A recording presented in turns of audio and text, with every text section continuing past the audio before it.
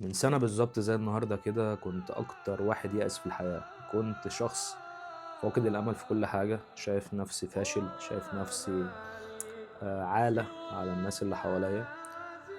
ولكن سبحان الله بعد سنة من الوقت ده قررت إن أنا اليوم ده أكتب كل حاجة، أكتب كل لحظة تعدي عليا وحشة أو حلوة.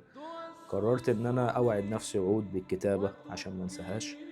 وبعد سنة الحمد لله عايش حاجات كنت باحلم بيها، وكنت باقول لنفسي مستحيل إنها تتحقق. العيد اللي فات أنا كنت مكسور وحزين، وكنت تايه، وكان كل حاجة عندي بايظة. العيد دوّة أنا داخل الحمد لله الشعب متابعني، بيحبني، الحمد لله بصحة كويسة، الحمد لله ربنا كارمني في حياتي بحاجات كتير، بعدت عن حاجات كتيرة وحشة، مش شطارة مني، هو فضل من ربنا. في ابتلاء صغير كده، يعني إن والدتي تعبت شوية قبل العيد، أتمنى يعني الكل يدعوا لها بالشفا.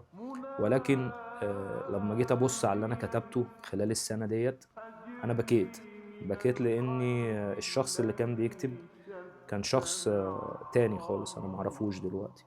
شخص كان كُلّه أمل في ربنا، شخص كان نِفْسه في فرصة، نِفْسه في نفحة.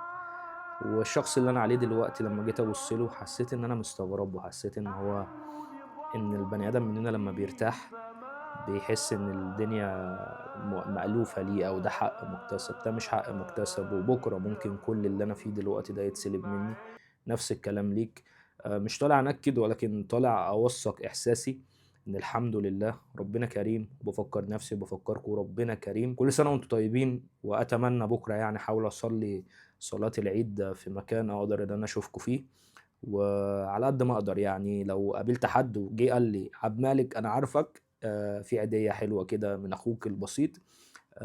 كل سنة وأنتم طيبين وعيد سعيد عليكم، وأتمنى العيد اللي جاي نكون في خير، والنِّعَم اللي إحنا فيها ديّة أنا مش طمعان في حاجة أزيد من اللي أنا فيها. ربنا يديم علينا نِعَمه ويديم عليكم نِعَمه، وتبقوا بصحة وسلامة، وربنا يشفي كل مريض يا رب، وعيد سعيد عليكم.